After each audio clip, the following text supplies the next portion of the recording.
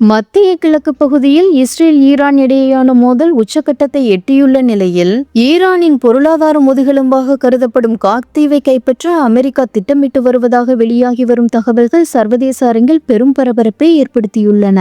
ஈரானின் 90% கச்சா எண்ணெய் ஏற்றுமதி இந்த ஒரு தீவின் மூலமாகவே நடைபெறுகிறது. ஹார்முஸ் நீரிணைக்கு அருகே அமைந்துள்ள இந்த தீவு சிதைக்கப்பட்டால் அது ஈரானின் பொருளாதாரத்தை முடக்குவது மட்டுமல்லாமல் உலகளாவிய எண்ணெய் சந்தையில் ஈடு செய்ய முடியாத பெரும் விலை உயர்வை ஏற்படுத்தும் என நிபுணர்கள் எச்சரிக்கின்றனர். இந்த பதற்றமான சூழலில் அமெரிக்கா தனது ராணுவ வலிமையை அந்த பகுதியில் கணிசமாக அதிகரித்துள்ளது. சுமார் 45,000 வீரர்கள் மற்றும் 20க்கும் மேற்பட்ட போர்க்கப்பல்கள் மத்திய கிழக்கு கடற்பரப்பில் குவிக்கப்பட்டுள்ளன. குறிப்பாக USS ட்ரிஃபோலி மற்றும் USS பாக்சர் ஆகிய பிரம்மாண்ட போர்க்கப்பல்களின் வருகை அமெரிக்காவின் போர் தயார் நிலையை உறுதிப்படுத்தியுள்ளது.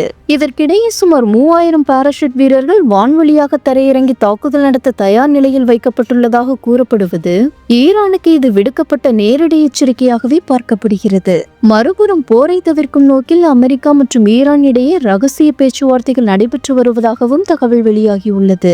பாரசீக வளைகுடா வழியாக செல்லும் எண்ணெய் கப்பல்களின் பாதுகாப்பை உறுதி செய்வது குறித்து இரு நாடுகளும் ஆலோசித்து வருகின்றன. இருப்பினும் இந்த பேச்சுவார்த்தையில் சுமூக முடிவு எட்டப்படவில்லை என்றால் ஈரானின் முக்கிய எரிசக்தி நிலையங்கள் மீது அமெரிக்கா தாக்குதல் நடத்த வாய்ப்புள்ளதாகவும் தகவல் வெளியாகியுள்ளது. ட்ரம்ப் நிர்வாகம் ஏற்கனவே ஹார்முஸை திறக்காவிட்டால் பேரழிவு நிச்சயம் என ஈரானுக்கு இறுதி எச்சரிக்கை விடுத்துள்ளதும் குறிப்பிடத்தக்கது. தற்போது உலக நாடுகளின் பார்வை அனைத்தும் காக் தீவின் மீதே உள்ளது. ஈரான் தனது பிடிவாதத்தை தளர்த்தி பேச்சுவார்த்தைக்கு இணங்குமா அல்லது அமெரிக்கா தனது ராணுவ பலத்தை பயன்படுத்தி காக் தீவை கைப்பற்றுமா என்பது வரும் நாட்களில் தெரிந்துவிடும். ஒருவேளை போர் வெடித்தால் அது உலக பொருளாதாரத்தில் மிகப்பெரிய அதிர்வலைகளை ஏற்படுத்தும் என்பதால் உலக நாடுகள் மிகுந்த கவலையுடன் இந்த நகர்வுகளை கவனித்து வருகின்றன.